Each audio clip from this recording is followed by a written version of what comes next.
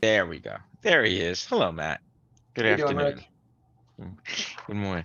So, all right. So, what we're going to talk about is the next 20 to 25 minutes are bear markets, EIDL loans, COVID loans, SBA loans, and really all other types of loans and how to deal with them if there's any issues. So, on with us today is Matt Spero, who is a partner at Rivkin Radler.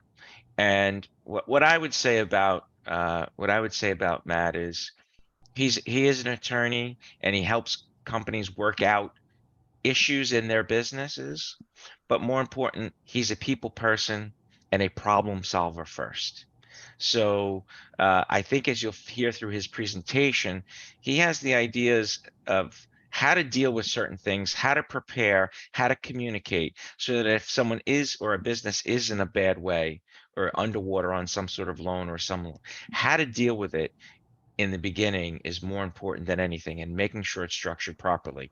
So Matt, I appreciate you being here. It's a Monday afternoon, so as we discussed prior to this, our goal is to have about 20 to 25 minutes of conversation, and then if there are any questions, we can certainly deal with them at that point in time, and we'll go from there. So Matt, appreciate you being here. Thank you, and take it away. All right, thanks, Rick. My name is Matt Spero. I'm an attorney here at Rivkin Radler. I'm a partner in the bankruptcy department. Rick, again, thanks again for having me. Rick, the CEO of visionary of Turning Point, really appreciate this.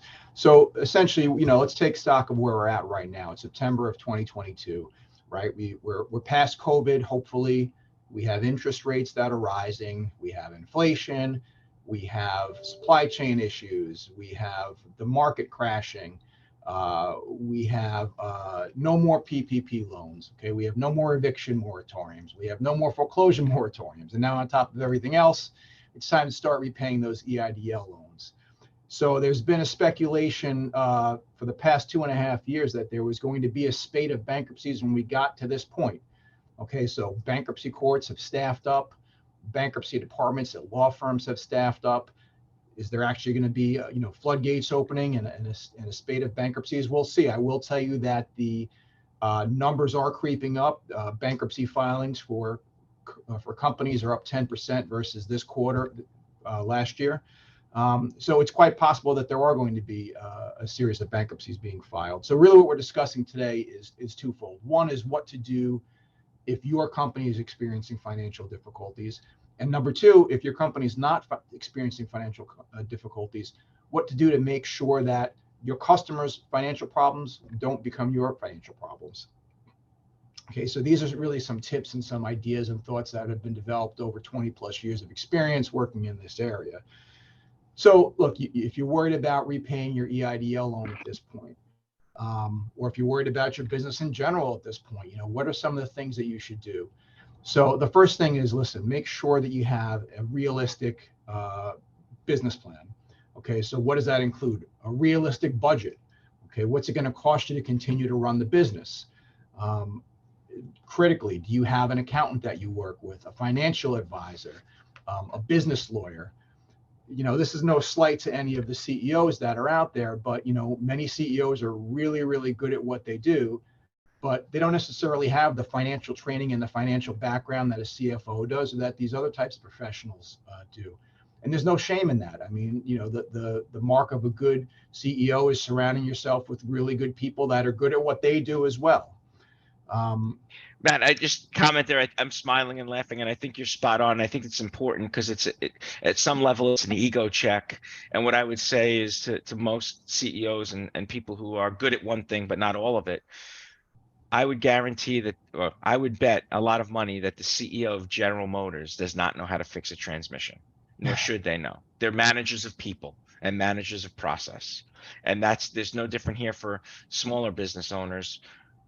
This is not for most of us our bailiwick dealing with the things that you deal with, and the professionalism that you deal with it. Yeah, and look, sometimes it could be ego, sometimes it could just be a lack of knowledge, of not really realizing, not knowing what you don't know. But the key is, listen, I certainly know my way around numbers, but when it gets to a certain point, I bring in a financial expert or I bring in an accountant. And that's really the things that, the mark of hopefully, most smart people will do.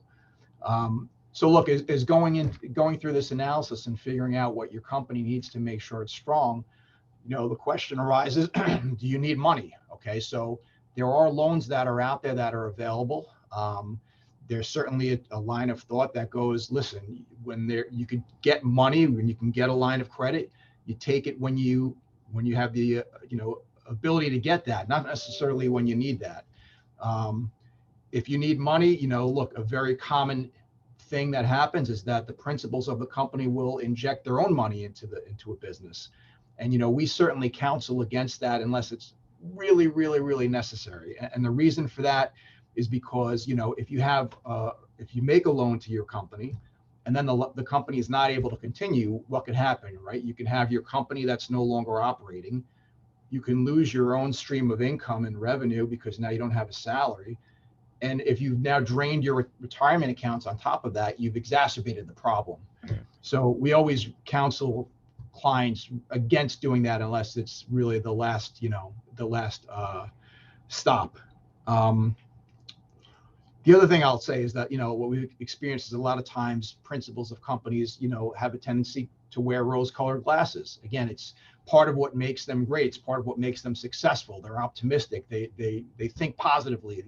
But that can also cut both ways if you get to a point where you're no longer being realistic and, whether or not the company can continue and what it needs to do to continue. But again, oftentimes by the time they get to us, they could be too far gone. So it's really important to plan this stuff out ahead of time and to be thinking about these things now before it becomes a problem. So, another reason why you have to really think twice before you make a loan to your business is that if the business winds up in bankruptcy, one of the first things that a bankruptcy trustee or creditors will do will be to examine that transaction. And it's right out of the playbook. What they'll say is, that really wasn't a loan that you made to your company. Instead, that was an equity infusion. You just put that money into the company with no expectation to getting it back.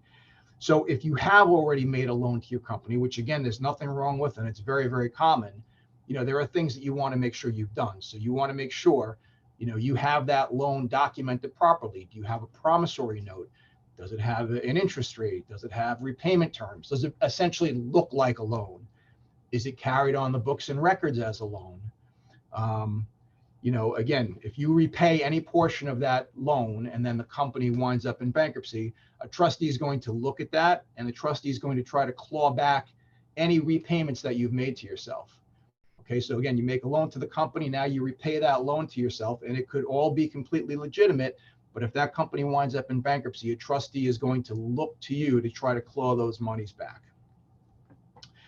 Okay, so as you're going forward in this process to make sure that your company is strong and you're not walking into any pitfalls, it's very important to keep in close contact with all of your customers and your vendors, okay? Because you want to make sure that you're making a reasonable assessment, not just of your own business, but also of your customer's business, right? You want to be monitoring your accounts receivable. So, all that glitters isn't gold. You have a customer that, is placing a lot of orders with you, but they're paying later and later and later.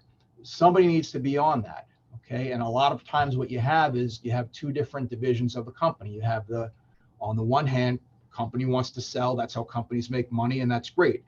But if that division of the company is not talking to the division that's trying to collect those receivables, that's a problem, right? So you want the side of the company that's doing the collections to let the other side, the sales side, know, hey, we've got a problem here. We're not getting paid. It's stretching out, longer and longer. Something doesn't feel right. You need to know that before you dig yourself a really, really big hole and sell into that problem. Matt, I just love that point. I mean, I think that, talking about concentration of risk, and it may be something, I think just it's making me think, and I'm sure other people on the phone are thinking this, they may have one big client that's driving a lot of revenue and they've been there for 20 years. And now all of a sudden they're now having, it may take a while to recognize that there's a problem, and that's a problem. Yeah, and the other thing is, look, no one assumes that things are going to change, right? But what happens if that big client goes away, right? So if you're not kind of monitoring and watching that client, and that's your number one client, or you're, too heavily concentrated in that client, what happens when they go away? Another issue is that it also hurts for like valuation. So if you have in the back of your head that you'd like to sell your company at some point, okay, but if you're highly concentrated in one customer, right, well, that hurts the valuation of your company, because now when you're going to sell it to somebody, there's no guarantee that customer is going to remain there forever and ever. So there are some red flags there that certainly business owners want to be aware of and be thinking of. And on the point of knowing who your customer is, right? It's important to monitor if suddenly there's a huge uptick in orders, right? So we've seen this too in situations where, it looks great. Suddenly this one particular customer is ramping up, but we've seen the situation where that customer is ramping up because they then immediately file for bankruptcy.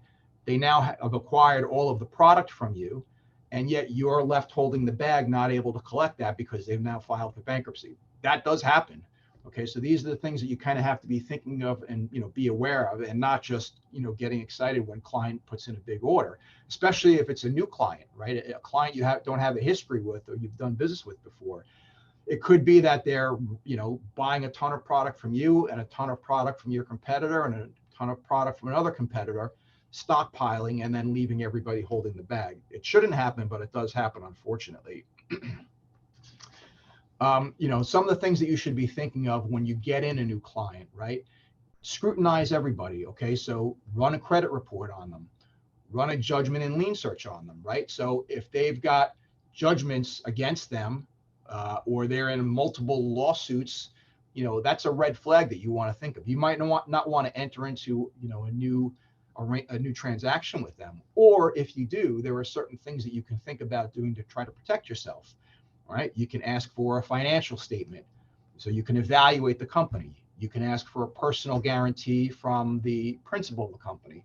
Not always realistic, but in certain situations, you might be able to get that. Certainly, it's not impossible. You can take a security interest or a lien if you're selling product. In any product that you sell them, you maintain a lien until you get paid. Again, it's just another arrow in the quiver to help you if you're having difficulties collecting from them.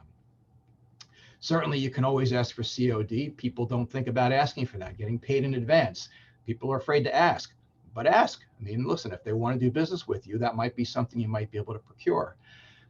All of the terms and conditions that you have on your purchase orders and you have on your invoices, these are things that unfortunately people don't look at, people don't read on both sides. People sign anything, okay? But you have the opportunity as the business owner to make those terms and conditions advantageous to you, to build in some protections to you. So for example, you can build in a term in there that says, in entering into a new transaction with a new customer, one of the things that you might require is to get the customer's credit card and to maintain it in your file with a pre-authorization to charge that credit card anytime, a bill is more than 45 days due or more than 60 days due. Okay, that will help. Is your company even set up to accept credit card payments or to accept wires? Again, we've seen a lot of, old school mentality. I like the paper check. I like to have a record of it, and that's great. But, now you're waiting for a check to show up. Now checks get lost, checks get misdirected, checks bounce. So why not have yourself set up to accept credit card payments? And you can offer a 2% or a 3% discount. Look, 97% of something is better than 0% of nothing. So entice your clients and your customers to make early payments to you. It establishes a good rapport and good business sense. You can ask, if you're a landlord, if there's any landlords on the line, asking for a letter of credit instead of a cash security deposit. That will give you, greater protections in the event that the tenant ever files for bankruptcy, because now you've got a letter of credit, which is not part of the bankruptcy estate. So here's something else you can think about. Do you have credit insurance? Listen, Rick, acquired Westway Insurance Company. So things like credit insurance, business interruption insurance, those things are really important. Okay, so this way, if your customer stiffs you and you have credit insurance, that might be a way to bail yourself out. We had a client of ours that sold a ton of goods to Toys R Us. Toys R Us went into bankruptcy, and luckily the client had credit insurance, so they were able to come out okay. But they kind of just got lucky, They had a really good insurance broker that gave them really good advice, and they had credit insurance. Business interruption insurance, again, it covers certain things. It doesn't cover certain other things. People found out the hard way. It doesn't cover, COVID and pandemic related issues, but business interruption insurance, there are instances where that will kick in. And then just very simple, theft, property and casualty, fire, things that everybody should have. If somebody trips and falls outside of your storefront and injures themselves, and you don't have the right insurance, and they sue you and they get $1 million judgment, that could decimate you. You have a fire, or there's a hurricane that hits and you're not properly insured, that could put you out of business. And again, it's a question of just, you don't have to know that stuff, but you have to know the right people. So speak to an insurance broker who's good, and they'll tell you exactly what you need to make sure that you're covered. Okay, so if you find yourself in the situation where your business is struggling, what are some of the things that you need to do? Okay, transparency, as Rick said at the top. Okay, transparency is so key. Okay, so your vendors and your key suppliers, you need them. You can't burn them. Okay, if you're having issues, don't let them chase you. Be upfront with them. Be in communication with them. See if you can negotiate, longer terms. Get on a payment plan. There are things that you could do, because if, again, you can only burn them once, and then you've lost them, and word gets around quicker than you realize. Okay, if you have a loan, if you have a bank or a lender, lenders hate surprises. You need to be out in front of that at all times. If you have loans that are coming due and you think there's going to be an issue, there are things that you could do. Every bank and every lender has got a workout department. Okay, so they're used to dealing with situations. Maybe they can stretch the payments.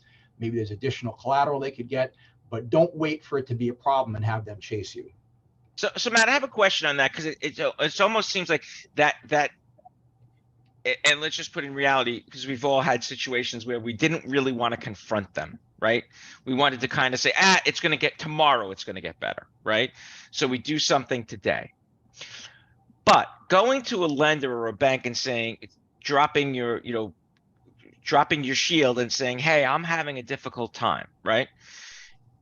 When is the right time to bring someone like yourself to, not someone, to bring you in, right? And say, hey, I need some advice. And counterintuitively, I'm struggling financially, but if I make a mistake with the bank or the lender, it could cost me tons more than if I spent a little bit of money to get the proper advice on how to make the initial approach, right? So that's where I'm kind of like saying, like, it seems counterintuitive. Hey, I'm struggling financially, I'm going to hire a lawyer to help me get out of this, or to make it better than what it is today.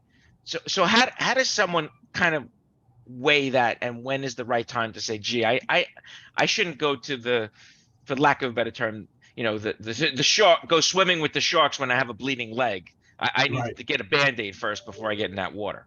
Yeah, so look, it's all those things that we talked about at the top of the program, right? So if you have blinders on, okay, if you're not asking the questions, if you're not aware of these questions, if you're trying to go it alone, okay, you might not even be aware that there's a problem until the problem, arises. Okay, if you're working with accountants, financial advisor, a lawyer, look, you do a business checkup the same way you do you go to a physical once a year. Okay, the same way you bring your car in for inspection, once a year.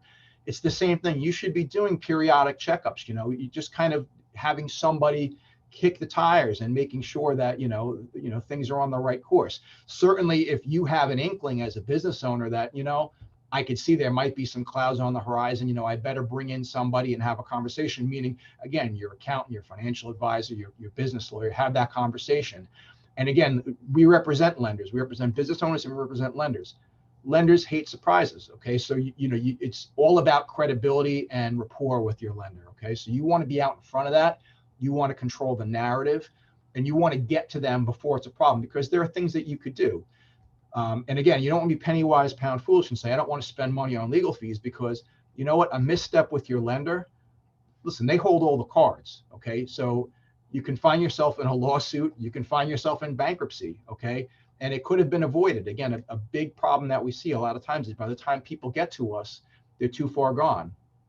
it's a shame. I mean, if they had come 6 months or 12 months in advance, listen, we could put together a plan. If you come to us when you're, on the operating table and, things aren't looking good, it's a different situation. And also you as the business owner, lose leverage in that situation. If you wait until it's condition critical, there's really not much that you could do. If you come to us a little before that and we can reach out to the lender, okay, now we have some options. Again, like I said, we can stretch out payments, give additional collateral, maybe you give a personal guarantee, you give more. There are things that you could do, but if you wait until it's too far gone, you're going to be stuck. And the same thing, by the way, goes for, dealing with your landlord, right? So most landlords, commercial landlords, have either, a personal guarantee or at the very least a good guy guarantee, okay? So landlords, look, they do have some leverage as well, but the flip side of that is, landlords don't necessarily want to see the space go dark. So oftentimes they will work with you, but, if you wait until months and months and months go by of broken promises, that doesn't put yourself in the best position to try to negotiate something with a landlord. So, just real quick, some other real big no-nos that we see, okay? Payroll, all right? So business owners in New York can be personally liable for payroll. Not just the company's responsible, but you as the individual have personal liability for payroll in certain situations. Okay, so payroll needs to be paid. Health insurance premiums, you can't collect the health insurance premiums and then not remit them to the health insurance company. Okay, again, that's monies that you're holding in trust that if you don't pay that over. We had a client that was subject to a class action lawsuit because they intentionally or unintentionally, they didn't remit those premiums. And, look, you're hurting people, you're hurting the lifeblood of your business and just regular people who are trying to earn a living that are not, no longer covered with their health insurance. Taxes, by all means, you must pay the taxes. Okay. We've seen all the nightmare scenarios. Okay. Clients who collect the payroll taxes and maybe they run short on cash, or they say, well, the payroll taxes are not due for, till the end of the quarter. So, I need some money quickly, but I have this other big order that's coming in. So I'm going to take the payroll taxes and use them in the business. And then when this order comes in, I'll use that to pay the taxes. Cannot do that. Okay. The payroll taxes are not a loan. They don't belong to you. Again, you hold them in trust as a fiduciary. You will be not only personally responsible, okay, for those, but you can be criminally responsible. You can go to jail, and people do go to jail with that. So when it comes to payroll taxes, those are sacrosanct. And if you think that your business might have to close and you have over 50 employees in New York, you just can't put the key in the door and walk away. We have certain statutes in New York, for example, the WARN Act. Okay, there are certain notices that need to be given. So if you think that your business is going to be in that situation where they might have to close the doors, certainly you want to bring in somebody like Rick from the HR side or from myself on the legal side. Now, look, there are some business owners that when they become beset by problems, they think to themselves, you know what, I'm just going to file bankruptcy. It's a magic pill. I'll discharge everything and walk away, and then things will be great. But unfortunately, bankruptcy is not a magic pill. Bankruptcy could be appropriate in certain situations, but there's certainly a lot of, misunderstanding about what it means to file bankruptcy. Okay. So before we even talk about filing bankruptcy voluntarily, everybody needs to know that you can also, if you have 3 creditors, whether personally or for your business, and those creditors they hold what's called bona fide, obligations, bona fide claims, okay, not subject to a reasonable dispute. 3 creditors can get together and put you into involuntary bankruptcy. Okay, so again, that's why it's so critical, not just to stiff the creditors or to, blow the creditors off, because, you get the wrong mix of creditors and they can put you into an involuntary bankruptcy, which is no place that you want to be. So let's talk about bankruptcy for a moment. EIDL loans are coming due. You have to make the repayments. They're now starting up again. People ask, are EIDL loans dischargeable in bankruptcy? Generally speaking, yes. Okay, but remember that EIDL loans are backed by the government, by the SBA. Okay, and there are lenders that are also involved here. So if they believe that you obtain that EIDL loan under false pretenses, or by making false representations, or even through fraud, they're going to intervene in that bankruptcy case and seek to hold those claims not dischargeable. Okay, so that can become a whole litigation in and of itself. If you are the principal of a company and you have personally guaranteed a loan, an SBA loan, okay, if the company files for bankruptcy, they might be able to quote unquote discharge that EIDL loan. But if you personally guaranteed it, you're on the hook unless you also file for personal bankruptcy. Okay, and oftentimes with SBA loans, not everyone, but oftentimes with SBA loans, the principal of the company has to give a personal mortgage on their home. So again, company could file for bankruptcy and get that EIDL loan discharged or get that SBA loan discharged, but the individual might still be on the hook for it personally unless they file for bankruptcy. And yet, even if they do file for bankruptcy, if there's a mortgage on your home, that mortgage is going to survive any bankruptcy. There's nothing you can do to get rid of that mortgage. Okay, so people just have this apprehension that, hey, I'll just file for bankruptcy and I'll get out from under this, but it's not always that easy. So why do people file bankruptcy? I mean, bankruptcy does have a lot of benefits to it. So there's something that's called an automatic stay, which means once the company files for bankruptcy or the individual files for bankruptcy, all collection activity stops. It's stayed temporarily. Okay, all litigation stopped temporarily. So that's a huge breathing spell for companies that are dealing with a lot of financial issues. But in bankruptcy, everything is transparent. Okay, there's no secrets in bankruptcy. Okay, bankruptcy petitions, you sign those under oath. Okay, when you file for bankruptcy, you're going to be interviewed by an attorney from the Department of Justice or by a bankruptcy trustee. That interview is under oath. Okay, every month you have to file monthly operating reports, essentially like financial statements that talk about all the dollars that come into the company, all the dollars that go out of the company. Okay, and you have to annex all of the bank statements. Okay, those are sworn under penalties of perjury. Okay, so bankruptcy is not a place where you want to go if you have any types of skeletons in the closet at all. Okay, or if listen, people owe a lot of taxes and they think they're going to get out from under those taxes. Most times it's not the case. The taxes are going to file you, especially things like payroll taxes.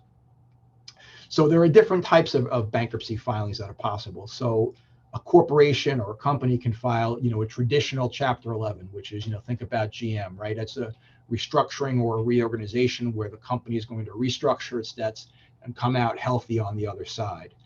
The downside to filing a commercial Chapter 11, a traditional Chapter 11, is that they actually are very expensive. Legal fees are expensive, and they're very time consuming. Okay, and they're also very draining. There's a lot that's required of a company that does that has their principal file for bankruptcy.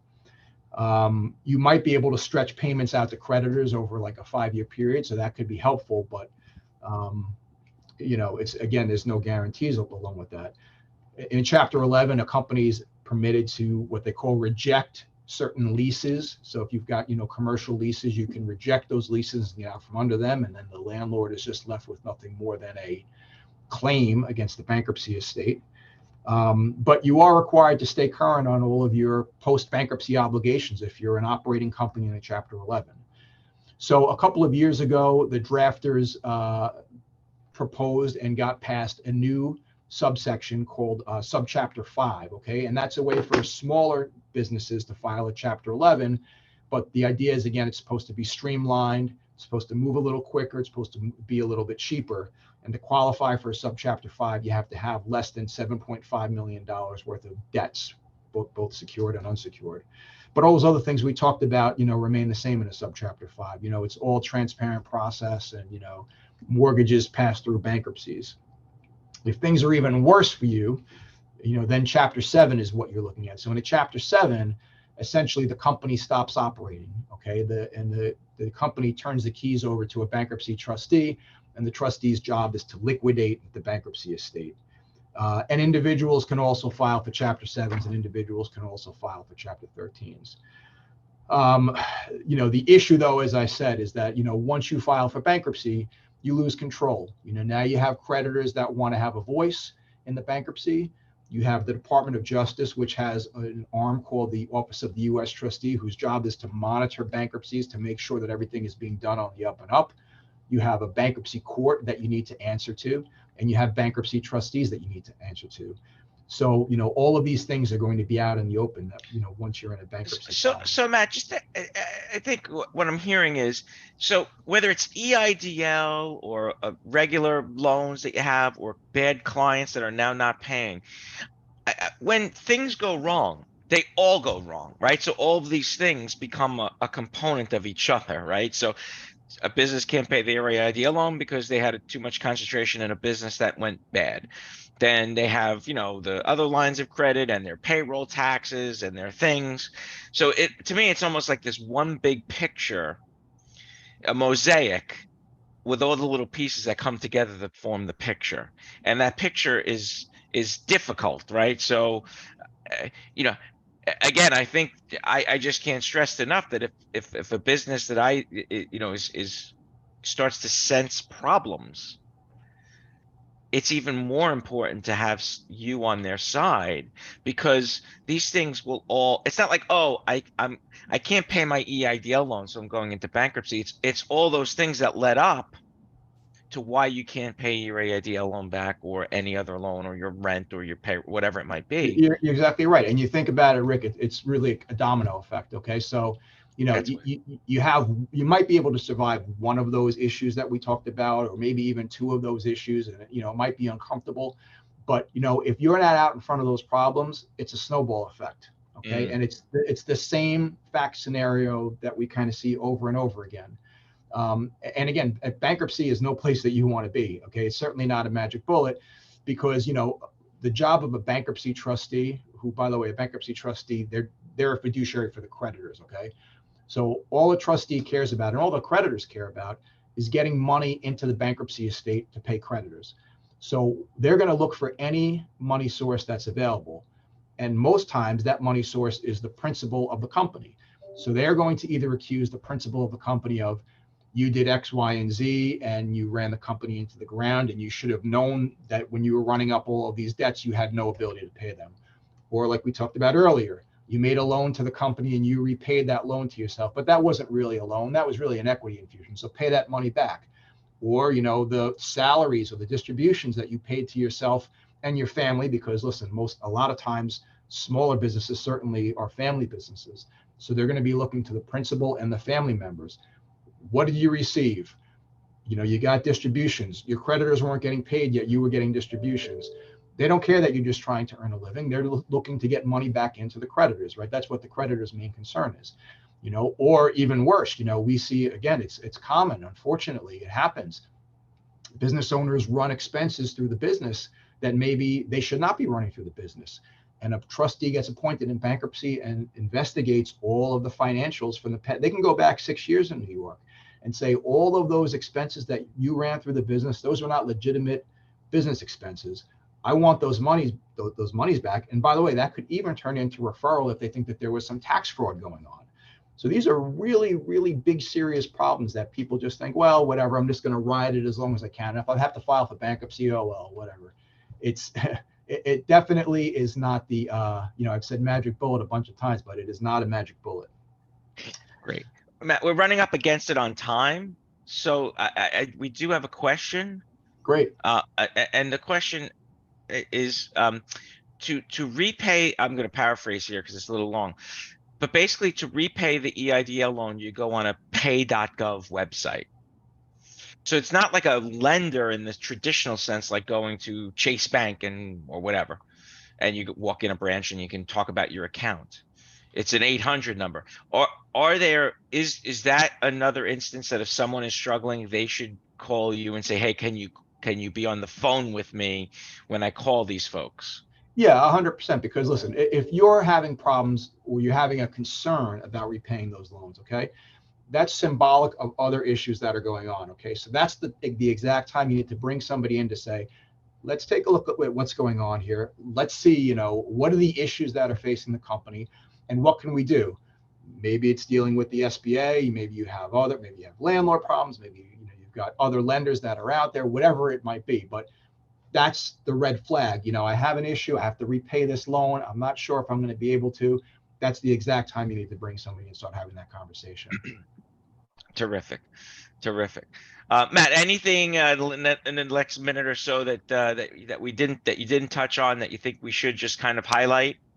Yeah, just the last thing too. Again, it's not just if your own business is having problems, but if you are, a business now that's finding that your customer, okay, is having Mm, financial difficulties, your customer might wind up in a bankruptcy. And then you say, gee, what do I do? A bankruptcy court docket is difficult to navigate if you don't have the legal training. So really the first thing you want to do is just to hire a lawyer, to just someone to kind of tell you the lay of the land, to monitor the bankruptcy docket, let you know what your rights are. A lot of times it's a very light legal lift because unfortunately, a lot of times creditors in bankruptcy don't get more than a couple of pennies on the dollar for what they're owed. But that's not always the case. And there are situations where you might be able to get more money. But, a lot of times creditors just say, oh, I'm in bankruptcy, I'm out. What am I going to do? Whatever happens, happens. Again, you need to be a little bit more proactive than that and, get somebody involved who really knows the lay of the land to give you some advice. great. So I think from a macro view, as you mentioned, CEOs and visionaries are very good at the high level stuff, and that's what gets us potentially sometimes into troubles, right? It's what makes us great, but it's also our strength is our weakness, right? And I think as we look at the macro markets, right, interest rates rising, so it's more difficult to go get another line of credit. Stock markets are right as of right now kind of off whatever 25 or 30% a year, so maybe some of those investments that people had to draw income to pay these other bills, those might be going away, right? Creditors or banks may be getting more strict on their standards because of the rising interest rates and all these other things. So I think that I think it's more important than ever for a CEO to look at their business and say, what should I be doing and how should I be doing it? And counterintuitive to what most I can do it, I can handle it, CEOs think, uh, it might be best to have advice from someone like Matt, if not Matt, early on, because these things are all interconnected and the domino effect could be very powerful if you don't control it properly. 100%. Takeaways, business checkup. Okay. Do a business checkup once a year. Have somebody kick the tires. And number two, nobody knows everything. And we don't know what we don't know. Okay. We know what we know, but we don't know what we don't know. So it's important to have somebody, on your side who kind of knows the lay of the land. Great. Well, Matt, thank you again for being here. Matt, can you just give everyone your phone number and your email address? Certainly, we're going to send out this to all the attendees and all the registrants. It was my error. I think we scheduled this day at a time that might not be opportune for a lot of people, and I apologize for that.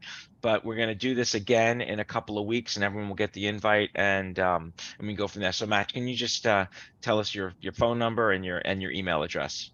Absolutely. 516-357-3593.